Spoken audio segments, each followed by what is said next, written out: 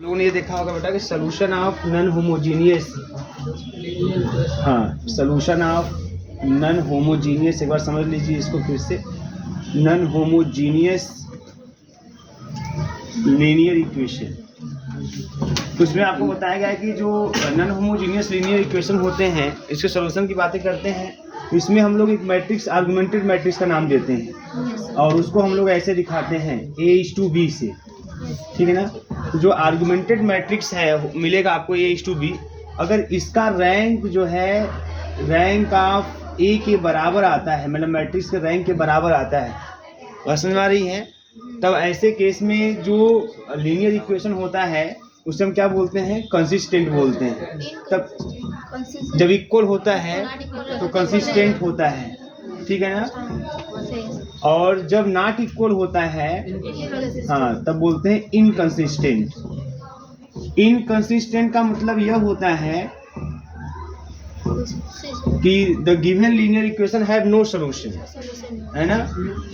जब इनकंसिस्टेंट आता है तो बोलते हैं कि जो लीनियर इक्वेशन दिया हुआ गिवन लीनियर इक्वेशन है ना, has no solution, has no solution, बात समझ आ रही है, हैज नो सॉल्यूशन, ये बात आप करते हैं।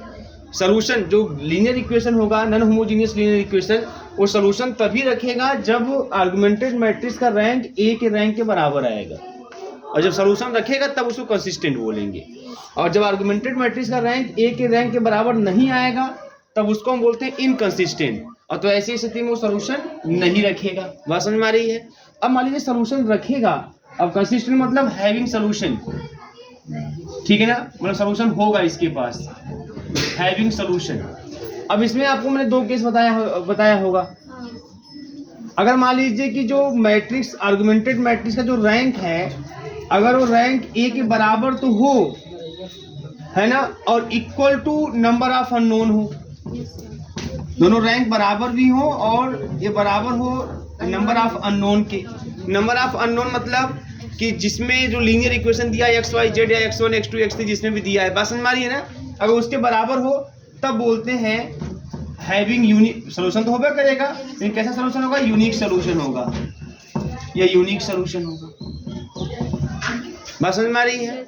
और दूसरा केस यहाँ पे कि चलिए दोनों बराबर हैं, आर्गुमेंटेड मैट्रिक्स का रैंक जो है वो रैंक ऑफ A के बराबर है, रैंक ऑफ A के बराबर है, but not equal to number of unknown है, नंबर ऑफ अननोन है। या हम इसको लिख दें लेस देन भी लिख दें, है ना, ये लिखोगे शायद लेस देन आप लोग, नॉट इक्वल, वही मतलब बात वही है आपका। अगर लेस देन या नंबर ऑफ अननोन है ना, तो ऐसे केस में या नॉट इक्वल जो भी लिख दे आप, तो they have infinite many solution. मतलब है कि जब आर्गुमेंटेड मैट्रिक्स का रैंक मैट्रिक्स A के रैंक के बराबर आएगा तभी सॉल्यूशन होगा, और उसमें भी अगर नंबर ऑफ अननोन के बराबर हो जाएगा तो यूनिक सॉल्यूशन, अगर नंबर ऑफ अननोन के बराबर नहीं होगा तो they have infinite many solution. Unique solution मतलब कि आपको फिक्स XYZ की वैल्यू मिलेगी, केवल एक ही वैल्यू मिलेगी, बात समझ में आ रही है। तो ऐसा होगा। तो इतना सब कुछ मैंने आपको लिखवा दिया था। अब आइए हम आते हैं क्वेश्चन पे, और क्वेश्चन के थ्रू आपको बताते हैं कैसे निकालते हैं, कैसे सॉल्व करना होता है, ठीक है। Solve completely the system of equations, solve completely the system of equations, completely the system of equations, system of equations हो गया। x plus y plus z, x plus y plus z is equal to 6, x plus का 2y और plus का 3z is equal to 40, और x plus का 4y और plus का 7z is equal to 30। अब इसको सॉल्व करना है, ठीक है। Solve completely the system of equation, linear equation, या इसको ऐसे ही बोल सकता था कि सॉल्व सो डैट, SHOW ऐसे बोल सकता था कि so that the equations are consistent and solve them, है ना, ऐसे ही बोल सकता था कि सो कीजिए, so that the equation are consistent, और जब कंसिस्टेंट रहता है तभी उसका सॉल्यूशन होता है, जब इस इनकंसिस्टेंट होता है बोलते हैं हैव नो सोल्यूशन, और जब कंसिस्टेंट होता है बोलते हैं हैविंग सोल्यूशन। तो जब कंसिस्टेंट रहेगा तब बोलेंगे सोल्यूशन होगा, सोल्यूशन होगा तो फिर बोलेगा कि अगर कंसिस्टेंट है एंड सॉल्व देम, तो उसको सॉल्व कीजिए आप, कंसिस्टेंट एंड सॉल्व देम, और उसको सॉल्व कीजिए आप। बात समझ में आ रही है? ये चीज़ें होती हैं। तो ऐसे ही बोलता है, जबकि बोलता है so that the system of equation linear equation is inconsistent, उसको दिखाना होता है।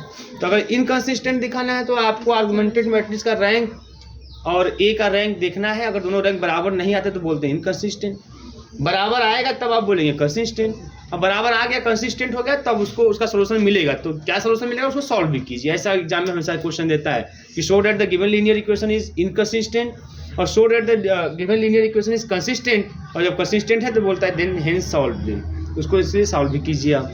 जब कंसिस्टेंट होगा तब सॉल्व करना होगा, तब सोल्यूशन मिलेगा। इनकंसिस्टेंट है तो वो कहे जाना का सोल्यूशन मिलने कोई चांस नहीं है। ठीक है ना, चलिए ध्यान दीजिए वहाँ पे। अब सोल्यूशन ऐसा करते हैं, ठीक है, सोल्यूशन ऐसा करते हो बहुत सिंपल तरीका से। आपको एग्जाम में एमसीक्यू करना है, उसमें ऐसे क्वेश्चन दे दे, बोला सॉल्व कीजिए, है ना, कंसिस्टेंट है कि नहीं है, इसका सोल्यूशन ये है, कौन है क्या नहीं है, तो आपको जो एक्स वाई जेड की वैल्यू है उसको सेटिस्फाई करा कर देख लेना है। आपको सॉल्व करना नहीं है एग्जाम में। एमसीक्यू जब आएगा तो आपको जैसे बोलिए कि इसका सोल्यूशन होगा, क्या होगा भैया, तो आपको एक्स वाई जेड की वैल्यू चार्ट दे देगा, है ना। तो जो एक्स वाई जेड की वैल्यू इस तीनों को सेटिस्फाई करेगा वही ऑप्शन सही हो जाएगा। तो आप खाली रख के चेक कर लेना, आपको सॉल्व नहीं करना है, आपको रैंक फैंक नहीं निकालना है। बात समझ में आ रही है ना, कि रैंक निकाल के आर्गुमेंटेड मैट्रिक्स का रैंक निकाल के बराबर देखना है, ये सब कुछ नहीं करना है। आप देखिएगा चारों ऑप्शन में से कौन सा ऑप्शन है जो तीनों इक्वेशन सेटिस्फाई करता है। जो सेटिस्फाई कर जाएगा वही आपका आंसर होगा, टिक मार के काम खत्म कर देंगे। इसको चेक करना बड़ा आसान है। एक्स वाई जेड को बस रखना है बराबर 6 आना चाहिए, इसमें रखना है बराबर 14 आना चाहिए, इसमें रखना है बराबर 30 आना चाहिए। तो ऐसा काम करने में मुश्किल से 20-25 सेकंड लगेगा चारों ऑप्शन चेक करने, 5 सेकंड बहुत है एक ऑप्शन के लिए। ध्यान दीजिए। आइए इसको पहले सबसे पहले सॉल्व करते हैं, वो तो बात की बात है, उसको हम बाद में देखेंगे क्या क्या कर सकते हैं हम लोग और कुछ। तो देखिए सबसे पहले क्या करते हैं, अब आर्गुमेंटेड मैट्रिक्स, तो आर्गुमेंटेड मैट्रिक्स A/B लिखा जाता है। अब कैसे लिखते हैं ध्यान दीजिएगा, बहुत ही सिंपल तरीका होता है। ए मतलब ए जो कोफिशिएंट मैट्रिक्स होता है, तो 1 1 1 1 2 3 1 4 7 is 2 6 14 और 30। ये हो गया आर्गुमेंटेड मैट्रिक्स, जिसमें ए इतना आपका ए है और ये पूरा A/B है। ये बात समझिएगा, यहाँ से यहाँ तक ए है और ये पूरा जो है वो A/B है। जब ए की रैंक की बात होगी तो आप खाली इतना देखेंगे, और जब A/B के रैंक की बात होगी तो आप पूरा देखेंगे।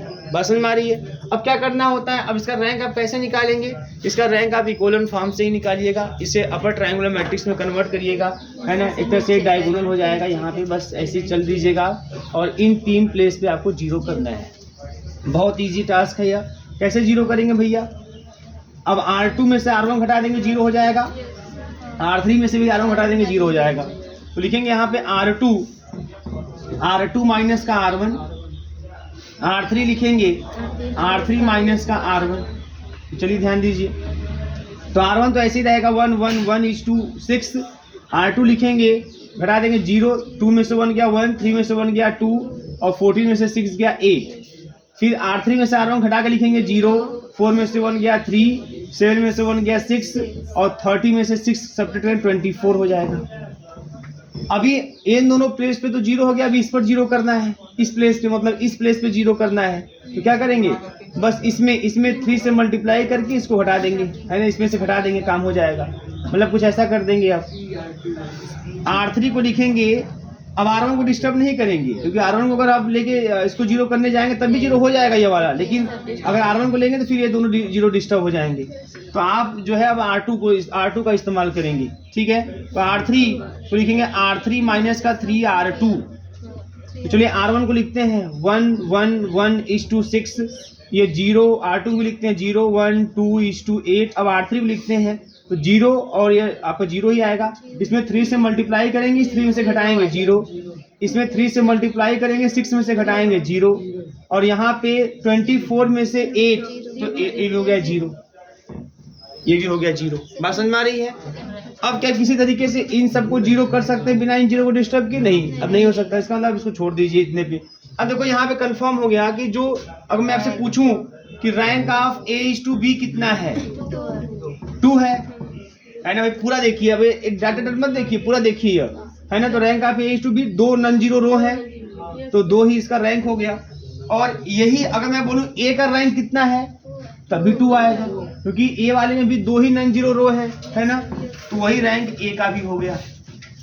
तो यहाँ दोनों रैंक बराबर हो गए, है ना, ए टू बी का रैंक और ए का रैंक बराबर हो गया, ठीक है ना। तो इसलिए बोलेंगे hence given linear equation is consistent. बराबर हो गया तो कंसिस्टेंट, बराबर हो गया कंसिस्टेंट। अब लेकिन देखो यहाँ पे बराबर तो है, लेकिन less than number of unknown है। नंबर ऑफ अननोन कितने हैं? 3 है। अननोन मतलब समझ रहे हैं, मतलब जिसकी वैल्यू आपको निकालनी है एक्स वाई जेड की, तो एक्स वाई जेड आपके तीन वेरिएबल है, तो 3 नंबर ऑफ अननोन है। दोनों बराबर हो गए, लेकिन नंबर ऑफ अननोन से लेस है, तो इसका मतलब सोल्यूशन तो मिलेगा जरूर, तो कंफर्म है, बराबर है तो सोल्यूशन मिलेगा आपको, लेकिन इनफाइनाइट मेनी सोल्यूशन। अगर मान लीजिए रैंक दोनों का 3 आता तो नंबर ऑफ अननोन के बराबर हो जाता, तब भी सोल्यूशन मिलता। भाई बराबर होगा सोल्यूशन मिलेगा, है ना। लेकिन अगर बराबर है और नंबर ऑफ अननोन के भी बराबर है, तब यूनिक सोल्यूशन। अगर बराबर है लेकिन नंबर ऑफ अननोन से लेस है, तब भी सोल्यूशन मिलेगा, लेकिन इनफाइनाइट मेनी सोल्यूशन। तो इसमें इनफाइनाइट मेनी सोल्यूशन मिलेंगे। अब कैसे सोल्यूशन निकालेंगे वो चीज ध्यान दीजिए, कैसे निकालेंगे। अब इस चीज को पुनः लिखते हैं, सोल्यूशन के लिए आते हैं। Now hence the solution. अब सोल्यूशन की बात करते हैं, कैसे लिखेंगे देखो, पुनः आप लिखेंगे मैट्रिक्स ए को। अब यहां से लिखेंगे 1 1 1 0 1 2 0 0 0। बात समझ में आ रही है। सोल्यूशन के लिए पुनः मैट्रिक्स को लिखेंगे, यहां से ए वाला मैट्रिक्स, इसको लिखेंगे। फिर उसके बाद एक्स लिखेंगे। एक्स मतलब समझते हैं, जो वेरिएबल है हमारे पास अननोन, एक्स वाई जेड, और is equal to B. B मतलब यही, यहां से लिखेंगे 6 8 0। अब ऐसे अब क्या करना है, मल्टीप्लाई कीजिए रो बाई कॉलम, तो x plus y plus z is equal to 6 हो जाएगा।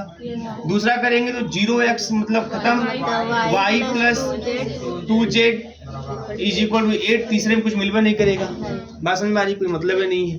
0z इज इक्वल टू, देखो अगर मैं तीसरा बनाऊंगा तो क्या मिलेगा, 0x 0y 0z is equal to 0, कोई मतलब नहीं निकल गया। अब देखो यहाँ पे 2 ही इक्वेशन है और 3 वेरिएबल है।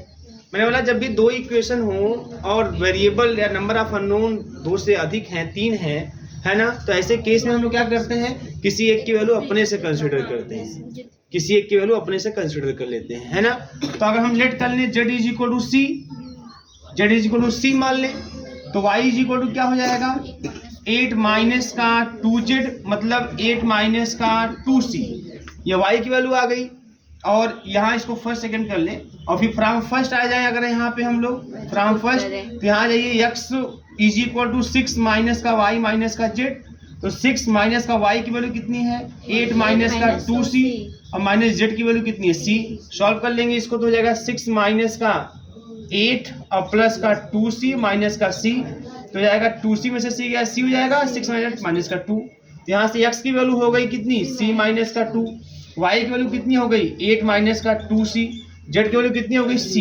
तो ये कैसा सोल्यूशन है, इनफाइनाइट सोल्यूशन है। कैसे, अब c की वैल्यू कुछ ले सकते हो ना, आपकी मर्जी। तो आप देखो मैंने ले लिया y को, मैंने बोला कि z की वैल्यू आप कुछ भी एक अपने से मान लिया कीजिए, तो z इक्वल टू अगर आप 1 मानोगे तो इसका answer x equal to minus का 1 हो जाएगा, y इज इक्वल टू 6 हो जाएगा, और z इज इक्वल टू 1 हो जाएगा, सेटिस्फाई कर जाएगा, उसको सेटिस्फाई करेगा।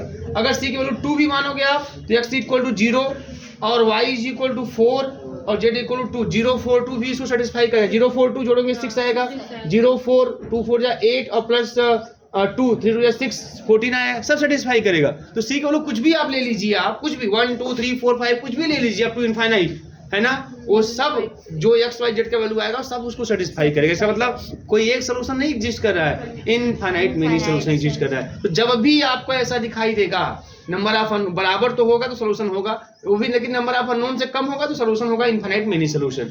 2 इक्वेशन बनेंगे और 3 वेरिएबल होंगे, 3 अननोन होंगे, किसी एक को, जरूरी नहीं कि जेड को ही मानिए, आप एक्स वाई जेड में से किसी एक की वैल्यू अपने से कुछ भी दे दीजिए, है ना, कोई के सी ऐसा कुछ दे दीजिए आप, और फिर उसी के टर्म में आप शेष की वैल्यू निकाल लीजिए।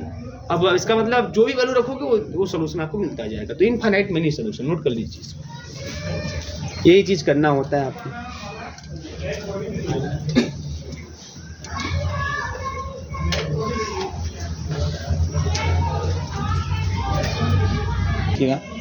show that the equations show that the equations, देखो अब ये इक्वेशन दिया, ये क्वेश्चन है, देखिए show that the equations x plus y plus z is equal to minus का 3x प्लस का y माइनस का 2z is equal to minus का 2 और 2x प्लस का 4y प्लस का 7z इज इक्वल टू 7, ठीक है, is equal to 7 are not consistent. आपको शो करना है कि कंसिस्टेंट नहीं है, आर नॉट कंसिस्टेंट,